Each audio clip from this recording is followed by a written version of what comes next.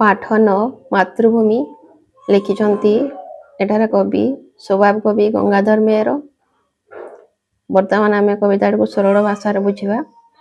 ଯେକାଳେ ବାଳକ ବୁଲି ଯାଇପାରେ ପଡ଼ୋଶୀମାନଙ୍କ ଘର, ସେକାଳେ ଜାଣଇ ଅନ୍ୟ ଘର ସବୁ ତା ସଙ୍ଗୀ ବାଳକଙ୍କର। ଏହାର ଅର୍ଥ, ଯେତେବେଳେ ଜଣେ ଛୋଟ ବାଳକ ଥାଏ, ସେ ସ୍ୱାର୍ଥ ଭେଦଭାବ କିମ୍ବା ସଂକୋଚ ବୁଝିନଥାଏ। ସେ ସହଜରେ ପଡ଼ୋଶୀଙ୍କ ଘରକୁ ଯାଇ ଖେଳିଥାଏ, କଥା ହୁଏ ଓ ଖୁସି ହୋଇଥାଏ। ସେହି ସମୟରେ ତାକୁ ଲାଗେ ପଡ଼ୋଶୀଙ୍କ ଘରଗୁଡ଼ିକ ମଧ୍ୟ ତାର ନିଜ ଘର ପରି। ସେଠାରେ ଥିବା ପିଲାମାନେ ହେଲେ ତା ସାଙ୍ଗସାଥୀ। ପରେ ଯେତେବେଳେ ଆପଣା ପଡ଼ାରୁ ଅନ୍ୟ ପଡ଼ା ବୁଲିଯାଏ, ସେହି ସମୟରେ ପଡ଼ୋଶୀ ପଡ଼ାକୁ ଆପଣାର ମଣିଥାଏ। ଏହାର ଅର୍ଥ, ପରେ ଯେତେବେଳେ ବାଳକଟି ନିଜ ସାହିରୁ ଅନ୍ୟ ସାହିକୁ ବୁଲିବାକୁ ଯାଏ, ସେହି ସମୟରେ ସେ ପଡ଼ୋଶୀ ସାହିକୁ ଆପଣାର ମନେ କରିଥାଏ। ନେକ୍ସଟ ପଦ ଦେଖିବା। ଅନ୍ୟ ଗ୍ରାମେ ପୁଣି ଯାଏ ଯେବେ ନିଜ ଗ୍ରାମରୁ ହୋଇ ବାହାର, ସେକାଳେ ଜାଣଇ ନିଜ ଘର ଜଇଁ ସେ ଗ୍ରାମ ଅଟଇ ତାହାର। ଆପଣା ଗ୍ରାମର ନଦୀ ପୁଷ୍କରିଣୀ ବଗିଚା ଆଦି ସକଳ ଆପଣାର ବୋଲି କହେ ପୁଣି ସେହି ସବୁକୁ ମଣଇ ଭଲ। ଏହାର ଅର୍ଥ, ପୁନଶ୍ଚ ସେ ଯେତେବେଳେ ନିଜ ଗ୍ରାମରୁ ବାହାରି ଅନ୍ୟ ଗ୍ରାମକୁ ଯାଏ, ସେତେବେଳେ ସେ ନିଜ ଗ୍ରାମକୁ ଅଧିକ ଆପଣାର ଭାବେ ଅନୁଭବ କରେ। ସେ ଭାବେ ନିଜ ଘର ଓ ନିଜ ଗ୍ରାମ ହିଁ ତାର ପ୍ରକୃତ ଆଶ୍ରୟସ୍ଥଳ। ବାଳକଟି ଯେତେବେଳେ ନିଜ ଗ୍ରାମରୁ ଦୂରେଇ ଯାଏ, ସେତେବେଳେ ନିଜ ଗାଁର ପ୍ରତ୍ୟେକ ଜିନିଷ, ନଦୀ ପୋଖରୀ ବଗିଚାକୁ ନିଜର ବୋଲି ମନେ କରେ। ବଡ଼ ହୋଇ ଯେବେ କରି ଯାଇପାରେ ଅନ୍ୟ ରାଜ୍ୟ ବିଚରଣ, ବଖାଣଇ ତହିଁ ନିଜ ରାଜା ରାଜ୍ୟ ଲୋକଙ୍କର ଶ୍ରେଷ୍ଠପଣ। ହାତୀ ଘୋଡ଼ା ଠାରୁ ଛେଳି ମେଣ୍ଢା ଯାଏ ସବୁ ତା ରାଜ୍ୟର ଭଲ। ସକଳ ସୁଖର ଆକର ତାହାରି ରାଜ୍ୟଟି ଅଟେ କେବଳ। ଏହାର ଅର୍ଥ, ବାଳକଟି ବଡ଼ ହୋଇ କାର୍ଯ୍ୟବଶତଃ ନିଜ ରାଜ୍ୟ ଛାଡ଼ି ଅନ୍ୟ ରାଜ୍ୟକୁ ଯାଏ, ସେଠାରେ ଅବସ୍ଥାନ କରେ କିମ୍ବା ବିଚରଣ କରେ। ସେତେବେଳେ ସେ ନିଜ ରାଜ୍ୟକୁ ବହୁତ ଭଲ ଭାବରେ ସ୍ମରଣ କରେ। ଅନ୍ୟମାନଙ୍କ ସମ୍ମୁଖରେ ନିଜ ରାଜ୍ୟର ଲୋକମାନଙ୍କର ଭଲ ଗୁଣ, ସଂସ୍କୃତି ଓ ଶ୍ରେଷ୍ଠତାକୁ ବଖାଣେ। ନିଜ ରାଜ୍ୟର ପ୍ରତ୍ୟେକ ବସ୍ତୁକୁ, ଏପରିକି ପଶୁ ପକ୍ଷୀ ପରିବେଶ ଅନ୍ୟଠାରୁ ଅଧିକ ଭଲ ବୋଲି ମନେ କରେ। ତାକୁ ଲାଗେ ସମସ୍ତ ସୁଖ ଆନନ୍ଦ କେବଳ ତା ନିଜ ରାଜ୍ୟରେ ହିଁ ଅଛି। ତହୁଁ ବଡ଼ ହୋଇ ଯାଇଥାଏ ଯେବେ କେହି କେବେ ଦେଶାନ୍ତର, ସ୍ୱର୍ଗରୁ ଅଧିକ ବୋଲି ବୁଝେ ତେବେ ଯେଉଁ ଦେଶେ ତାର ଘର। ଏହାର ଅର୍ଥ, ମଣିଷ ବଡ଼ ହୋଇ ଯେତେବେଳେ ଅନ୍ୟ ଦେଶକୁ ଯାଏ କିମ୍ବା ସେଠାରେ ବସବାସ କରେ, ସେତେବେଳେ ନିଜ ଦେଶକୁ ଅଧିକ ସ୍ମରଣ କରେ। ସେ ମନେ କରେ ଯେ ତା ଦେଶ ସ୍ୱର୍ଗଠାରୁ ମଧ୍ୟ ଅଧିକ ମହାନ ଓ ପ୍ରିୟ। ଜ୍ଞାନ ବଳେ ଯେବେ ଜାଣେ ସମସ୍ତଙ୍କ ଜନକ ଜଗତପତି, ମହୋଦର ଜ୍ଞାନ କରେ ଅବନୀର ମାନବ ସମାଜ ପ୍ରତି। ଏହାର ଅର୍ଥ, ମନୁଷ୍ୟ ଯେତେବେଳେ ଜ୍ଞାନ ଲାଭ କରେ, ସେ ବୁଝିପାରେ ଯେ ସମସ୍ତଙ୍କର ଜନକ ହେଲେ ଈଶ୍ୱର। ସମସ୍ତ ମନୁଷ୍ୟ ତାଙ୍କର ସୃଷ୍ଟି। ପୃଥିବୀର ସମସ୍ତ ବ୍ୟକ୍ତି ଏକ ପରିବାରର ସଦସ୍ୟ ଭଳି।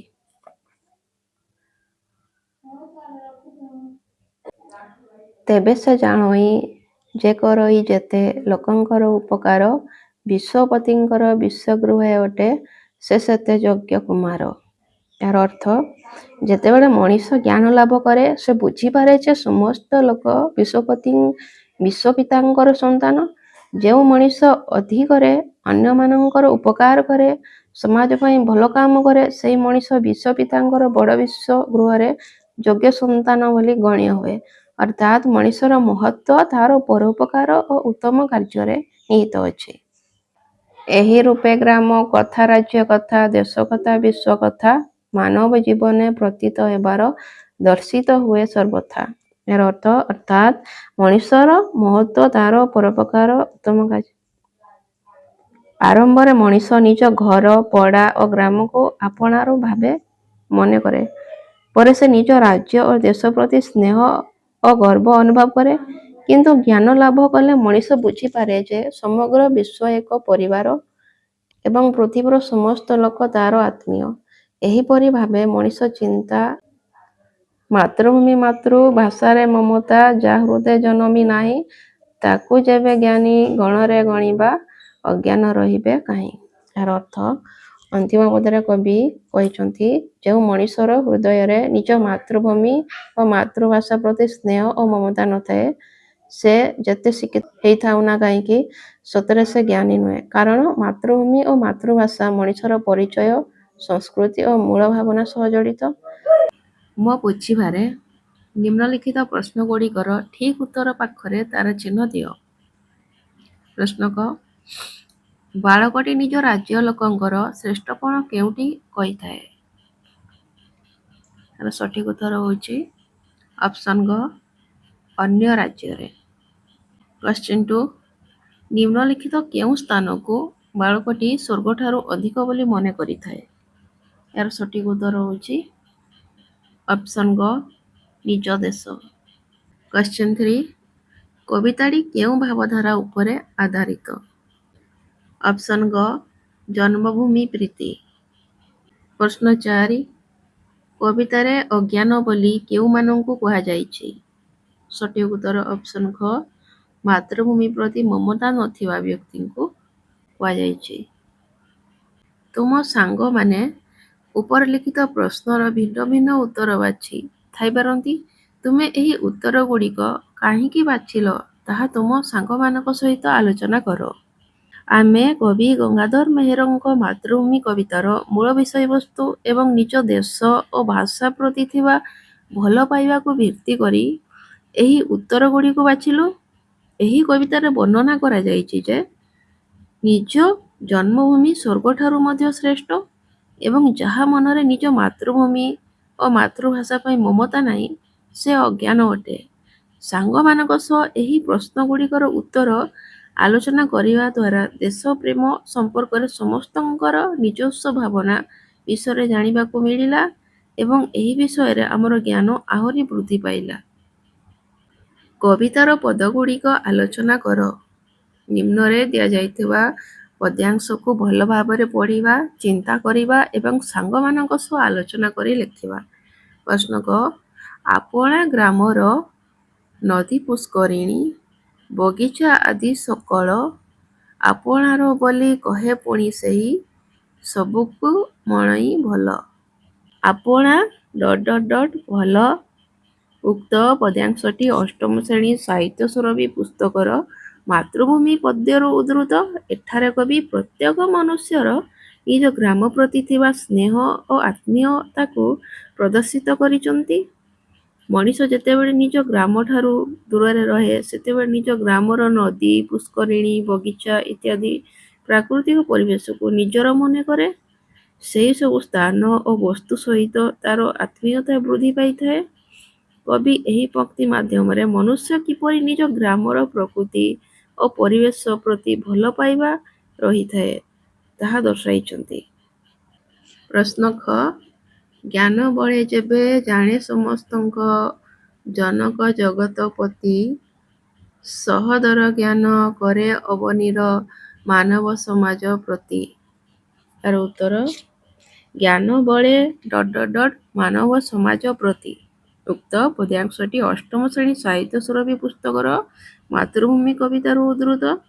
ଏଠାରେ ସ୍ୱଭାବ କବି ମନୁଷ୍ୟର ଜ୍ଞାନ ଓ ବିଶ୍ୱଭାତୃତ୍ୱ ଭାବନାକୁ ପ୍ରଦର୍ଶିତ କରିଛନ୍ତି। ମନୁଷ୍ୟ ବଡ଼ ହୋଇ ଉପଯୁକ୍ତ ଶିକ୍ଷା ଲାଭ କଲା ପରେ ସେ ବୁଝିପାରେ ଯେ ଏ ବିରାଟ ପୃଥିବୀର ସ୍ରଷ୍ଟା ହେଉଛନ୍ତି ବିଷ୍ଣୁ ପିତା ଭଗବାନ। ସମସ୍ତ ମଣିଷ ତାଙ୍କର ସୃଷ୍ଟି। ପୃଥିବୀର ସମସ୍ତ ଲୋକ ଏକ ପରିବାରର ସଦସ୍ୟ ପରି। ତାର ଭାବନା ଗ୍ରାମ, ରାଜ୍ୟ ଓ ଦେଶରୁ ଉନ୍ନୀତ ହୋଇ ସମଗ୍ର ବିଶ୍ୱ ଆଡ଼କୁ ଅଗ୍ରସର ହୋଇଥାଏ। ଏହି ଭାବନା ଯୋଗୁଁ ସମଗ୍ର ପୃଥିବୀର ମାନବ ସମାଜକୁ ସେ ଭ୍ରାତା ସଦୃଶ ମନେ କରେ। ମନୁଷ୍ୟର ଭାବନା ବସୁଧୈବ କୁଟୁମ୍ବକମ୍ ଆଧାରରେ ପରିପୁଷ୍ଟ ହୋଇଥାଏ। ପ୍ରଶ୍ନ ଗ ମାତୃଭୂମି ମାତୃଭାଷାରେ ମମତା ଯା ହୃଦେ ଜନମି ନାହିଁ, ତାକୁ ଯେବେ ଜ୍ଞାନୀ ଗଣରେ ଗଣିବା ଅଜ୍ଞାନ ରହିବେ କାହିଁ। ମାତୃଭୂମି କାହିଁ। ଉକ୍ତ ପଦ୍ୟାଂଶଟି ଅଷ୍ଟମ ଶ୍ରେଣୀ ସାହିତ୍ୟ ସୁରଭି ପୁସ୍ତକର ମାତୃଭୂମି ପଦ୍ୟରୁ ଉଦ୍ଧୃତ। ଏଠାରେ ସ୍ୱଭାବ କବି ଗଙ୍ଗାଧର ମେହେର ମାତୃଭୂମି ଓ ମାତୃଭାଷାକୁ ଶ୍ରେଷ୍ଠତ୍ୱର ମର୍ଯ୍ୟାଦା ପ୍ରଦାନ କରିଛନ୍ତି। ମନୁଷ୍ୟ ନିଜ ମାତୃଭାଷା ମାଧ୍ୟମରେ ନିଜ ସଂସ୍କୃତି, ପରମ୍ପରା ଓ ସମାଜ ସହ ଜଡ଼ିତ ରହେ। ମାତୃଭାଷାରେ ନିଜ ଭାବନା, ଚିନ୍ତା ଓ ଅନୁଭୂତିକୁ ସହଜ ଓ ସ୍ଫୂର୍ତ୍ତିର ସହ ପରିପ୍ରକାଶ କରିପାରେ। ସେହିପରି ମାତୃଗର୍ଭରୁ ପଡ଼ି ପ୍ରଥମେ ଯେଉଁଠାରେ ମନୁଷ୍ୟ ଭୂମି ସ୍ପର୍ଶ କରିଥାଏ, ଯେଉଁଠାରେ ରୂପ, ରସ, ଗନ୍ଧ ଓ ସ୍ପର୍ଶର ପ୍ରଥମ ପରିଚୟ ଲାଭ କରେ, ସେହି ସ୍ଥାନ ହିଁ ତା'ର ମାତୃଭୂମି। ଏହି ଉଭୟ ପ୍ରତି ମନୁଷ୍ୟର ଗଭୀର ଆକର୍ଷଣ ରହିଥାଏ। ଯେଉଁ ମନୁଷ୍ୟ ହୃଦୟରେ ମାତୃଭୂମି ଓ ମାତୃଭାଷା ପ୍ରତି ସ୍ନେହ ମମତା ନଥାଏ, ସେ ଯେତେ ବଡ଼ ମଣିଷ ହେଲେ ମଧ୍ୟ ତାକୁ ଜ୍ଞାନୀ ଭାବରେ ଗଣନା କରାଯିବା ଉଚିତ ନୁହେଁ। ମିଳିମିଶି ଯୋଡ଼ିବା। କବିତାରେ କିଛି ପାଦ ବା ଧାଡ଼ି କ ସ୍ତମ୍ଭରେ ଦିଆଯାଇଛି। ସେହି ପାଦ ବା ଧାଡ଼ି ଗୁଡ଼ିକର ଠିକ୍ ଅର୍ଥ ଖ ସ୍ତମ୍ଭରେ ଦିଆଯାଇଛି। ପାଦ ବା ଧାଡ଼ି ଗୁଡ଼ିକର ଅର୍ଥ ରେଖାଚିହ୍ନ ଦ୍ୱାରା ଯୋଡ଼। ସ୍ୱର୍ଗରୁ ଅଧିକ ବୋଲି ବୁଝେ ତେବେ ଯେଉଁ ଦେଶେ ତାର ଘର। ଏହାର ଉତ୍ତର 4 ନମ୍ବର। ନିଜର ଜନ୍ମସ୍ଥାନକୁ ସ୍ୱର୍ଗଠାରୁ ଅଧିକ ବୋଲି ଭାବିଥାଏ। Question 2. ଜ୍ଞାନ ବଳେ ଯେବେ ଜାଣେ ସମସ୍ତଙ୍କ ଜନକ ଜଗତପତି। ଏହାର ଉତ୍ତର ଅପସନ୍ 3। ସେ ଯେତେବେଳେ ନିଜ ଜ୍ଞାନ ବଳରେ ଜାଣେ ଜଗତପତି ସମସ୍ତଙ୍କର ପିତା ଅଟନ୍ତି। Question 3. ହାତୀ ଘୋଡ଼ାଠାରୁ ଛେଳି ମେଣ୍ଢା ଯାଏ ସବୁ ତା ରାଜ୍ୟରେ ଭଲ।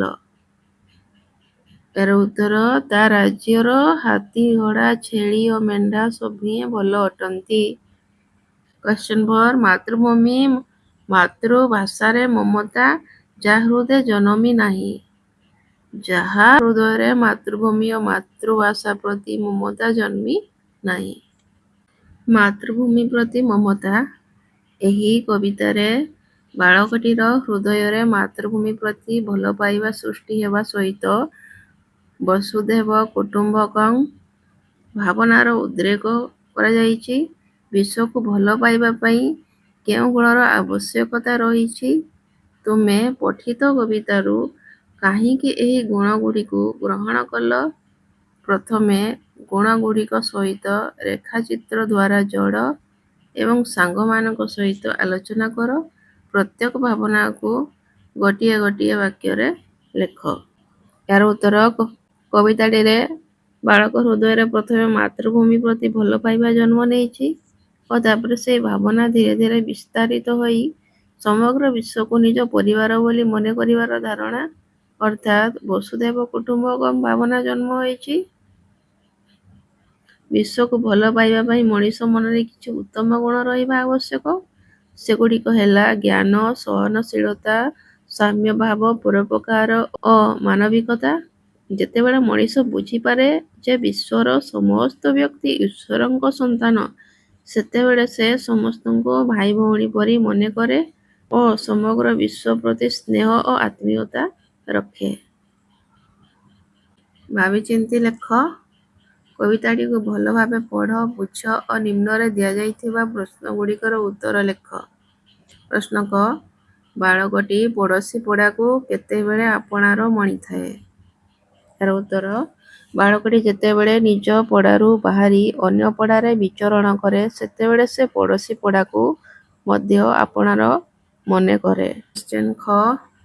ନିଜ ଗ୍ରାମର କେଉଁ ପରିବେଶକୁ ବାଳକଟି ଭଲ ପାଇଥାଏ?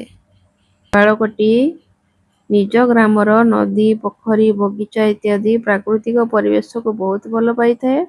ସେ ଏହିସବୁକୁ ନିଜର ବୋଲି ଭାବେ ଓ ସେଗୁଡ଼ିକ ପ୍ରତି ଗଭୀର ସ୍ନେହ ଅନୁଭବ କରେ। ପ୍ରଶ୍ନ ଗ. ବାଳକଟି କାହାକୁ ସକଳ ସୁଖର ଆକର ବୋଲି ମନେ କରିଛି? ବାଳକଟି ନିଜ ରାଜ୍ୟକୁ ସକଳ ସୁଖର ଆକର ବୋଲି ମନେ କରିଛି। ସେ ଭାବେ ଯେ ତା ନିଜ ରାଜ୍ୟରେ ସମସ୍ତ ଭଲ ଜିନିଷ ରହିଛି ଓ ସେଠାରେ ସମସ୍ତ ସୁଖ ଓ ଆନନ୍ଦ ମିଳିଥାଏ। ସ୍ୱର୍ଗଠାରୁ ଅଧିକ ସୁଖକର ବୋଲି କେଉଁ ସ୍ଥାନକୁ କୁହାଯାଇଛି? ମନୁଷ୍ୟ ପାଇଁ ନିଜ ଜନ୍ମଭୂମି ବା ଦେଶ ସ୍ୱର୍ଗଠାରୁ ମଧ୍ୟ ଅଧିକ ସୁଖକର ଓ ପ୍ରିୟ। ଏହି ଭାବକୁ ପ୍ରକଟିତ କରୁଥିବା ଉକ୍ତିଟି ହେଉଛି ଜନନୀ ଜନ୍ମଭୂମିଶ୍ଚ ସ୍ୱର୍ଗାଦପି ଗରୀୟସୀ ଅର୍ଥାତ୍ ମା ଓ ଜନ୍ମଭୂମି ସ୍ୱର୍ଗଠାରୁ ମଧ୍ୟ ଶ୍ରେଷ୍ଠ। ପ୍ରଶ୍ନ ମ. ବିଶ୍ୱର ପିତା ବୋଲି କବିତାରେ କାହାକୁ କୁହାଯାଇଛି? ଭଗବାନଙ୍କୁ ବିଶ୍ୱର ପିତା ବୋଲି କବିତାରେ କୁହାଯାଇଛି କାରଣ ସେ ହେଉଛନ୍ତି ଏ ଜଗତର ସୃଷ୍ଟିକର୍ତ୍ତା। ସହୋଦର ଜ୍ଞାନ ବଳରେ ବାଳକଟି କେଉଁ ଶିକ୍ଷା ଗ୍ରହଣ କରିଥାଏ? ସହୋଦର ଜ୍ଞାନ ବଳରେ ବାଳକଟି ବିଶ୍ୱଭ୍ରାତୃତ୍ୱ ଭାବନା ଗ୍ରହଣ କରିଥାଏ। ବିଶ୍ୱର ମାନବ ସମାଜକୁ ସେ ଭାଇ ଭଉଣୀ ବୋଲି ମନେ କରିଥାଏ। ପ୍ରଶ୍ନ 6. ଅଜ୍ଞାନ କାହାକୁ କୁହାଯାଏ? ନିଜ ମାତୃଭୂମି ଓ ମାତୃଭାଷା ପ୍ରତି ଯେଉଁ ବ୍ୟକ୍ତି ହୃଦୟରେ ମମତା ନଥାଏ ତାହାକୁ ଅଜ୍ଞାନ ବୋଲି କୁହାଯାଏ। ଅନୁମାନ ଓ କଳ୍ପନା। ସାଙ୍ଗମାନଙ୍କ ସହ ଆଲୋଚନା କର। ପ୍ରଶ୍ନ କ.